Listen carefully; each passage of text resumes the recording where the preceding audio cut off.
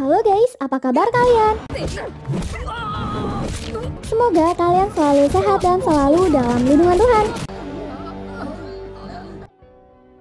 Akira 2019 adalah film aksi trailer yang diperankan oleh Sonakshi Sinha sebagai Akira Sharma. Film ini bercerita tentang Akira yang dari kecil hidupnya sudah keras.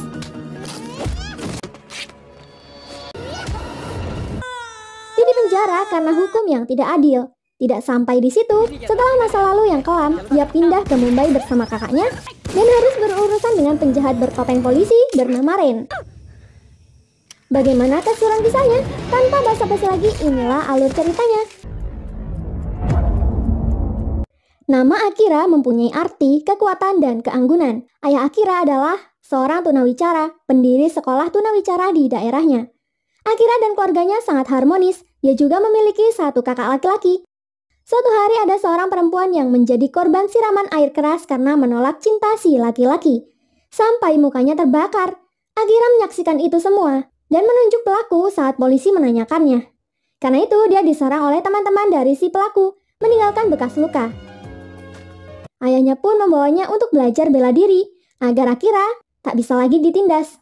Di perjalanan pulang, Akira bertemu lagi dengan para lelaki yang menyerangnya. Ayahnya menyuruh dia untuk memberi mereka pelajaran. Jadi Akira maju dan menghajar mereka semua. Lalu dia hampir disiram dengan air keras juga. Tapi Akira berhasil menangkis dan berbalik menyiram wajah laki-laki tersebut. Sayangnya laki-laki ini anaknya seorang yang punya pengaruh besar. Sehingga ketika Akira diadili, walaupun banyak saksi yang melihat Akira saat itu, ia tetap dijatuhi hukuman dan dikirimkan ke rehabilitasi anak selama 3 tahun. 14 tahun kemudian, Akira sudah tumbuh besar. Ayahnya sudah meninggal. Ibu bilang kakaknya, Ajay, sudah memiliki pekerjaan tetap di Mumbai dan Ajay akan segera datang menjemput mereka berdua. Akira tak mau, dia hanya ingin tinggal di kampung kelahirannya. Karena susah dirayu, Ajay yang sudah datang di Jodhpur pun meminta bantuan kepala sekolah Akira. Kepala sekolah mendukung keputusan Ajay karena Ajay sudah menjamin pendidikan Akira di Mumbai. Dia memiliki koneksi dengan seorang kepala sekolah kampus Holy Cross di sana. Akhirnya Akira dan ibunya pindah ke Mumbai.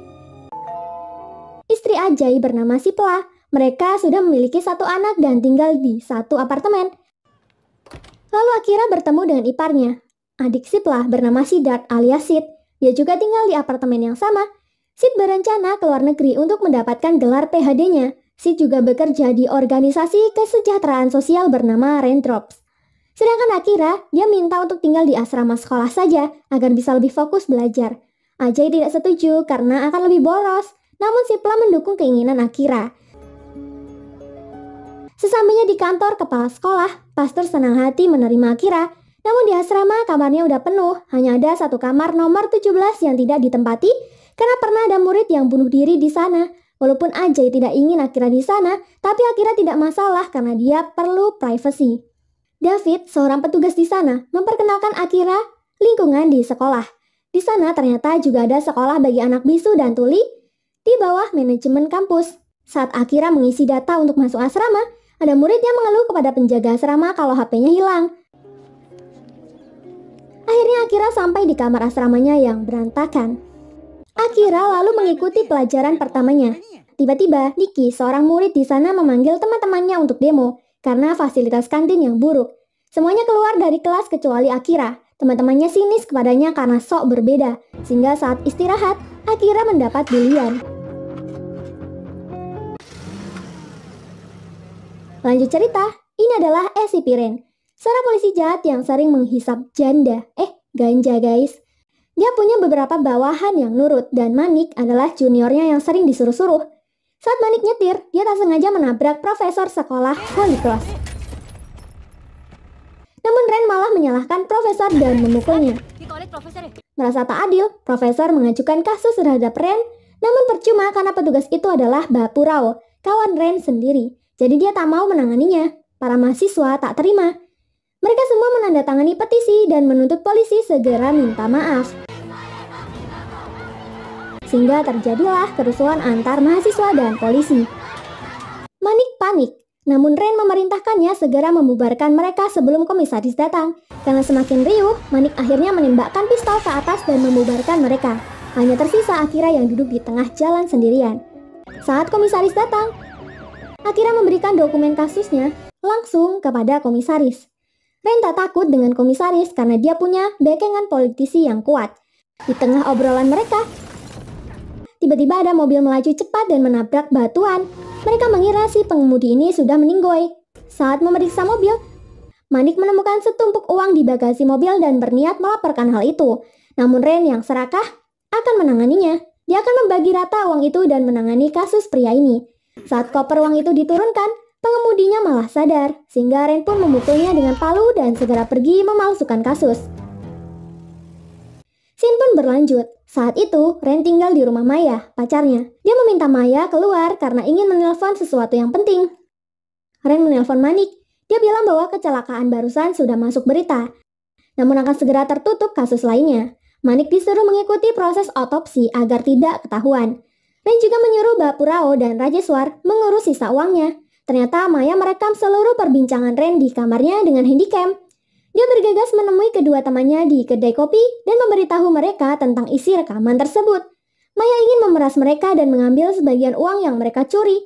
Namun kedua temannya tidak ingin terlibat karena Ren adalah seorang SCP. Saat Maya ingin membayar tagihan, dia sadar handycamnya hilang. Maya bertanya kepada seorang pelayan di sana. Dia curiga dengan rombongan mahasiswa yang melewati mejanya, tapi pelayan itu tidak bisa membantu. Yang dia tahu hanya mereka berasal dari kampus Holy Cross. Lanjut cerita, ini adalah Rabia, seorang SP yang sedang hamil. Rabia merupakan polisi yang tegas dan jujur. Dia bertemu dengan Ren di depan kantor. Setelah basa-basi, Ren mendapatkan panggilan. Dia mendengar dirinya sendiri di dalam rekaman handycam milik Maya. Ren merasa sedang diancam, sedangkan dia khawatir. Dia kira pelakunya adalah Maya. Manik berhasil melacak nomor telepon pengancam yang ternyata seorang mahasiswa tingkat 1 di Holy Cross. Di saat yang sama, Akira sedang menelpon keluarganya, tapi Nikki iseng menutup teleponnya. Akira kesal dan memberi Nikki pelajaran untuk tidak mengganggunya lagi. Nikki tak terima, Akira pun diserang teman Nikki. Namun Akira berhasil membela dirinya sendiri.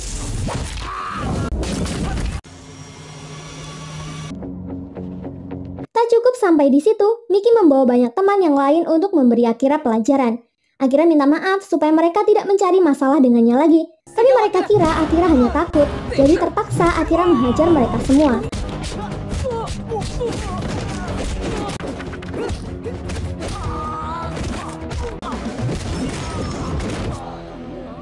Aksinya itu membuat Nikki ketakutan. Lalu David yang sudah disuruh Bapurao menanyakan nomor ponsel seorang mahasiswi dan mahasiswi itu bilang ponselnya telah lama dicuri. Bapurao yang sedang mengintai segera memberikan daftar ponsel curian mahasiswa. Ren ingin menangkap pelakunya dan dia menyuruh Rajeswar alias Rajes segera mengawasi rumah Maya. Maya pun berhasil ditangkap dan diikat. Ren menamparnya dan menginterogasinya. "तू मेरा phone call record करके..." Maya menjawab jujur setiap pertanyaan kalau dia merekamnya di handycam dan handycamnya dicuri oleh mahasiswa kampus Holy Cross di kedai kopi. "तू coffee shop में क्या करने गई थी?" Dan dia sudah memperlihatkan rekamannya kepada temannya. Ren sangat marah dan menendang kursi Maya sampai dia terjatuh dan meninggal di tempat. माया, Ren tidak tahu nama kedai kopi yang Maya maksud. Coffee shop का नाम बताया क्या इसने? कुछ बोली नहीं सर. करो. Tak lama, Rabia turun menangani kasus gantung diri yang menimpa Maya yang sudah direkayasa polisi. Rabia sangat teliti. Dia melihat semua petunjuk yang ada pada wajah Maya dan berspekulasi bahwa seseorang memukulnya sampai menangis lalu menggantungnya. Bisa jadi pelakunya 3-4 orang. Rabia tidak menemukan hard disk komputer dan HP Maya. Dia melihat ada charger handycam, tapi handycamnya juga tak ada di sana. Lalu seorang pengantar kartu pos datang memberikan tagihan kartu kredit Maya. Beauty parlor, pub, supermarket, coffee shop. Manik disuruh mencari informasi lebih detail tentang Maya dan diberikan tagihan kreditnya. Tapi Rabia mengubah pikirannya dan mengambil tagihan itu kembali. Yes, ma'am. Rabia menyelidiki jejak tempat-tempat Maya menggesek kartu kreditnya. Hingga akhirnya, di kedai kopi dia mendapatkan petunjuk dari pelayan di sana. Dia mendapatkan informasi tentang kedua teman Maya. Sialnya, Rabia malah mempercayakan Manik untuk menemukan kedua teman Maya itu. Ren dan kawan-kawan mendatangi teman-teman Maya dan membawa mereka secara paksa. Manik memberikan laporan palsu bahwa mereka kabur di perjalanan. Rabia terlihat tak mencurigainya. Di sisi lain, Akira ngobrol santai dengan Sid. Setelah Sid pamit pergi, Silpa mengajak Akira berbicara berdua. Intinya, Silpa tidak ingin Akira menjalin hubungan yang lebih dengan Sid, karena keluarga Silpa, terutama ayahnya, sudah mencap buruk Akira karena pernah dipenjara. Akira bilang dia tidak akan macam-macam dan menimbulkan masalah. Saat Akira pulang ke asrama, Bapurao dan Rajeswar sedang mengawasi asrama. Lalu ada sebuah tas di depan kamar Akira. Akira pun melihat isi tas itu adalah barang-barang milik mahasiswa yang selama ini hilang. Tiba-tiba Bapurao dan Rajeswar masuk ke kamarnya. Rajeswar lalu mengambil salah satu handphone dan melihat riwayat panggilannya. Di sana ada nomor Ren, sedangkan Bapurao mengambil handycamnya dan melihat video Ren. Akira mengaku barang ini bukanlah miliknya, namun akhirnya Akira dibawa. Sekarang handycam itu sudah jatuh ke tangan Ren. Ren bilang mereka harus mengakhiri hal ini, jika tidak maka mereka akan kehilangan segalanya. Namun Ren sendiri akan pergi ke Nasik untuk beberapa hari. Akira dan kedua teman Maya dibawa ke tengah-tengah hutan dan akan dibunuh di sana.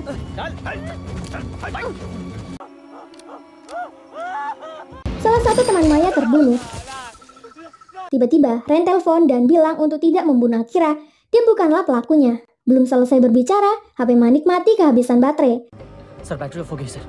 Rajeswar marah karena Ren merubah rencana secara mendadak.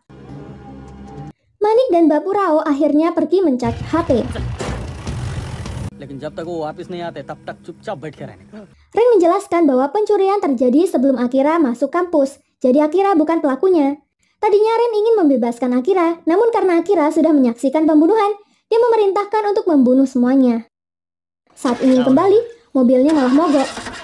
Bengkel pun jauh. Halo Rajeswar, sir. Akhirnya Bapurao menggunakan sepeda untuk menggapai saluran walkie-talkie Rajeswar. Saat tersambung, Bapurao bilang untuk membunuh semuanya. Sayangnya saat hendak menembak Akira, pelurunya habis. Akira mengambil kesempatan untuk membela diri dan berhasil kabur.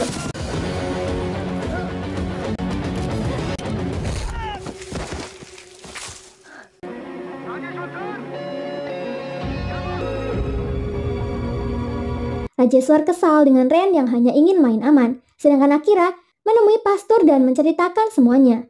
Pastur akan membantu Akira. Dia memanggil teman pengacaranya untuk datang besok pagi dan mendiskusikan kasus ini bersama. Akira tidak ingin tidur di asrama, jadi dia pergi ke apartemen Ajay. Di sana sedang ada para kerabat Silpa. Akira menemui ibunya. Katanya sepupu Silpa akan menikah, lalu Ajay datang memberikan Akira uang sewa asramanya secara diam-diam. Saat Akira ingin bicara berdua dengan kakaknya itu, Silpa malah menyusul dan mengomel tentang tagihan sehari yang mereka beli untuk pernikahan. Sehingga Akira memutuskan untuk pergi. Dia hanya berjalan tanpa arah. Sedangkan Manik sedang mengejarnya. Akira menelpon Sid dan ingin bertemu, namun Sid sedang sibuk dengan pekerjaannya. Akira pergi sendiri dengan kereta. Manik mengintainya.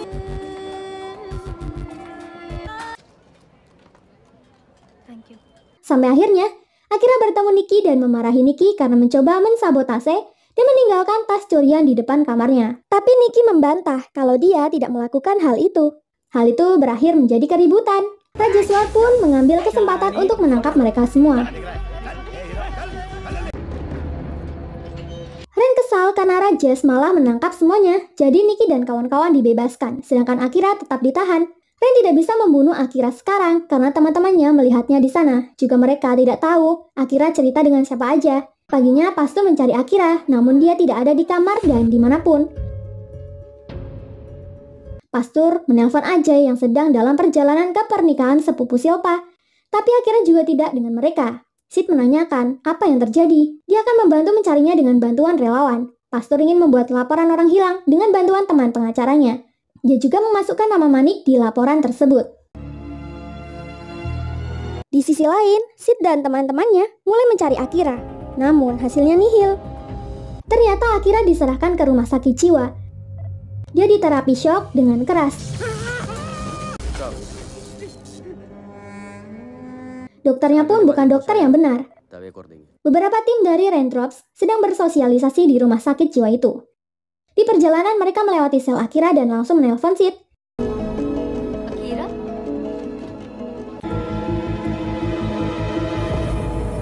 Dokter jadi khawatir. Ren bilang Rajeswar akan datang dan dia harus membuat orang-orang tidak mencurigai hal ini. Akira sadar dan melihat Rani.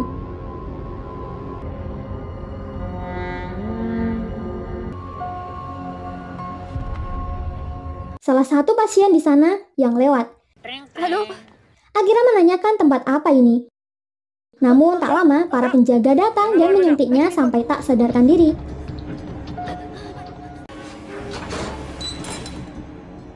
Keluarganya juga datang. Namun saat dia menengok, mereka sudah pergi.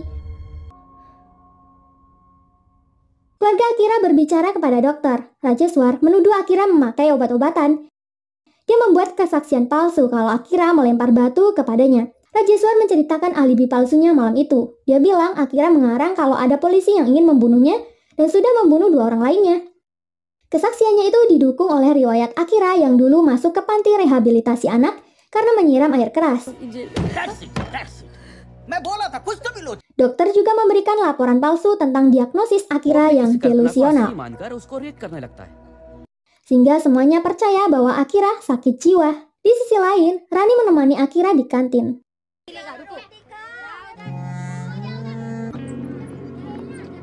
Dia ingin selalu di dekatnya. Ibunya dan Sid melihat keadaan Akira yang mengenaskan itu, lalu pergi. Setelah itu Rani menghampirinya di sel. Akira menanyakan sudah berapa lama Rani di sana. Katanya dia sudah 2 tahun bolak-balik ke rumah sakit itu dan keluar pakai izin itu hal yang sangat sulit. Akhirnya Akira meminta bantuan Rani yang nasibnya sama-sama dibuat gila oleh polisi. Di sisi lain, Rabia mendatangi pastor. Dia memberitahukan kejadian bulan lalu saat mahasiswa-mahasiswa merayakan ulang tahun di kedai dan pencurian handycam Maya. Rabia memberitahu bahwa putrinya, Ana, adalah pencurinya. Dan Rabia ingin melihat handycam tersebut. Ana dipanggil keluar. Dia ditampar oleh pastor karena sudah tertangkap basah mencuri. Pastor pun memberi kesaksian. Dia menemukan semua barang yang dicuri Ana. Dia sangat kesal dan kecewa. Pastor berusaha menutupinya dengan menaruh semua barang curian itu di depan kamar Akira, karena hanya dialah yang tidak pulang. Rencananya agar Akira memberikan kepadanya semua curian itu, lalu pastor akan bilang pencuri sudah mengembalikan barang curiannya dan masalah selesai. Namun Akira tidak kembali ke asrama. Setelah itu Akira datang kepadanya dan memberitahunya apa yang terjadi malam itu. Saat diinterogasi, Ana mengakui telah membuat ancaman pada Ren. Dia mengaku hanya iseng saja. Dia mencuri untuk menyakiti perasaan ayahnya yang tidak pernah puas akan pencapaian anaknya sendiri dan mempermalukan anaknya di depan siswa lain. Namun mencuri malah menjadi kebiasaannya. Rabia menyayangkan hal itu karena kelakuan Ana sudah memakan korban dan membahayakan keselamatan orang lain. Di sisi lain, Rani diam-diam mengambil kunci gembok Akira.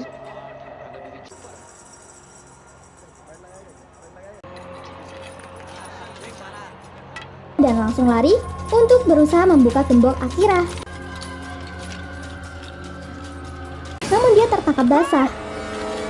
Di waktu yang tepat, Akira bebas dan menghajar penjaga itu. Walaupun Akira masih pusing, dia berhasil mengalahkan semua penjaga dengan tangan kosong.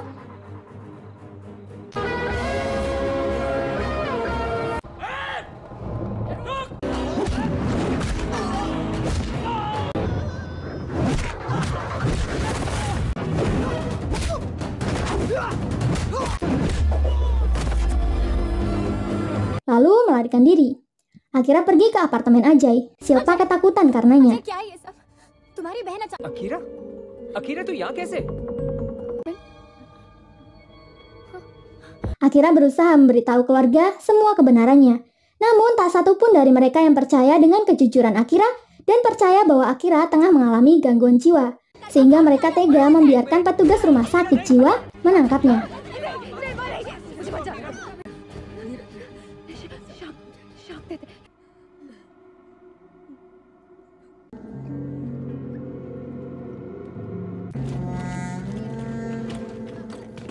Untungnya Rani berhasil mengambil alih mobil ambulan dan menyelamatkan Akira.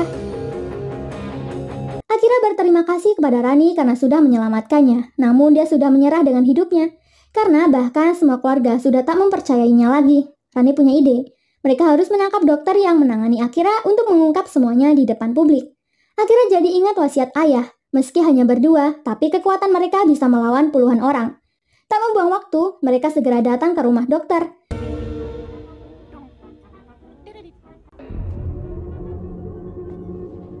Akira lalu menghajar dokter gadungan itu berkali-kali sampai si dokter minta maaf. Dokter sengaja melakukan itu karena dulu dia pernah tak sengaja membunuh pasien saat terapi shock. Polisi menutupinya sehingga sekarang dia harus membantu polisi untuk merawat Akira di rumah sakit jiwa. Akira menyuruh dokter itu mengatakan kebenarannya kepada keluarganya, kepala sekolah, dan teman-teman kampusnya. Namun sayangnya polisi datang. Akira langsung kabur. Akira dan Rani sekarang mencari Rajeswar. Mereka menemukannya di klub. Akira menyelupkannya ke toilet. Dia mengambil pistol Rajeswar dan memukulinya. Istri Rajesh menelpon Bapurao dan menanyakan di mana Rajesh berada. Rabia diam-diam mengupingnya. Bapurao lalu melapor ke Ren. Bapurao tertekan karena sedang merencanakan pernikahan putrinya. Jika Rajesh buka mulut, maka semuanya akan kacau. Di sisi lain, Rajesh sedang diikat dan diancam. Tapi Rajeswar tak juga membuka suara. Akira lalu mencurahkan penderitaannya karena mereka, padahal Akira tidak punya salah apa-apa sama mereka. Sedangkan Rabia sedang membuat laporan kepada komisaris secara langsung. Dia melaporkan 3 polisi juga hilang setelah hilangnya Rajeswar. Komisaris memerintahkan untuk menangkap dan menyembunyikan mereka. Jika tidak, TV dan pers akan mempermalukan departemen kepolisian mereka. Di scene lain, Akira menelpon Sid dari HP Rajeswar. Dia meminta untuk membawa semua keluarga di hari ulang tahun kampus besok pukul 9.30. Di sana, Rajeswar akan disuruh untuk memberitahu kebenarannya. Ajay khawatir, tapi Akira tidak memperdulikannya. Lalu Rabia datang. Ren mendengar percakapan Akira bersama Sid. Manik telah melacak HP Rajeswar dan mengetahui keberadaannya ada di lingkungan Holy Cross. Singkat cerita, perayaan ulang tahun kampus pun dimulai. Rani sedang mengawasi keadaan dan melihat adanya kepala sekolah. Di saat yang sama, Manik melihatnya dan mengikutinya.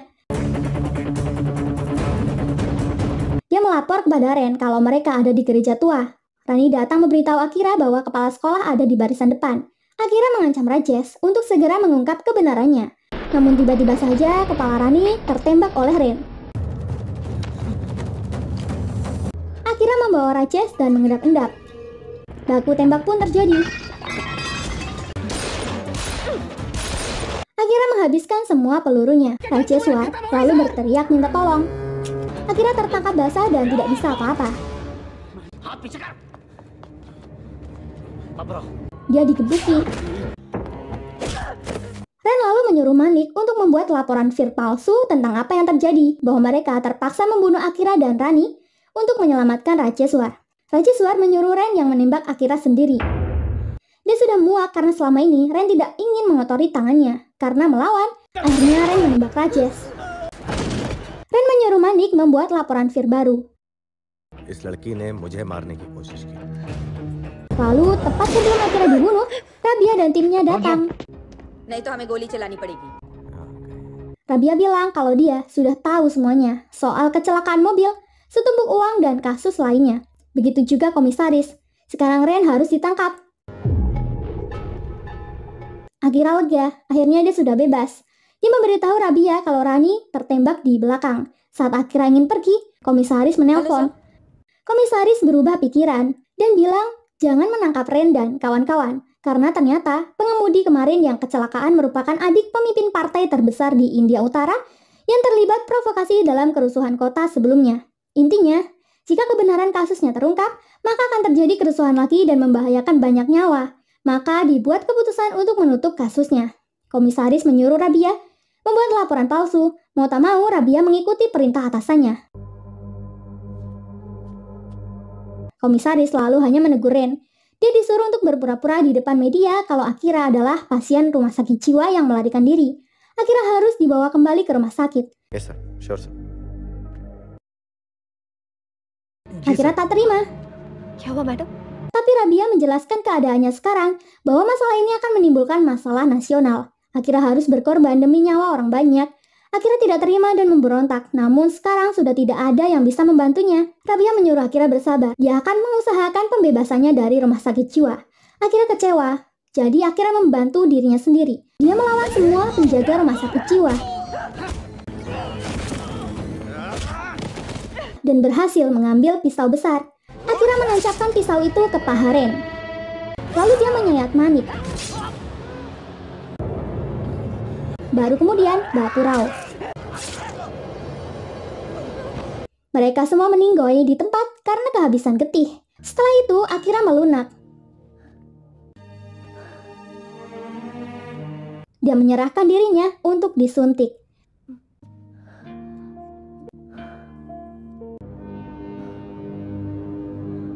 Saat dibawa keluar, keluarga melihatnya. Lalu anak-anak tunawicara dan tunarungu bertanya apa yang terjadi kepada Akira. Akira menjawab bahwa dia menyalip dirinya sendiri, yang artinya dia telah berkorban bagi banyak orang.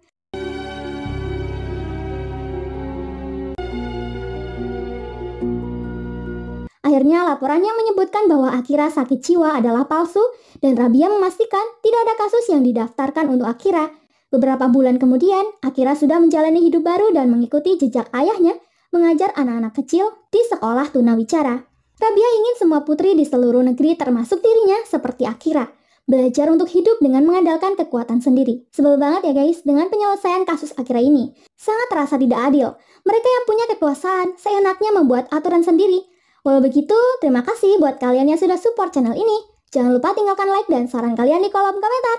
Sampai jumpa di alur cerita berikutnya. Terima kasih.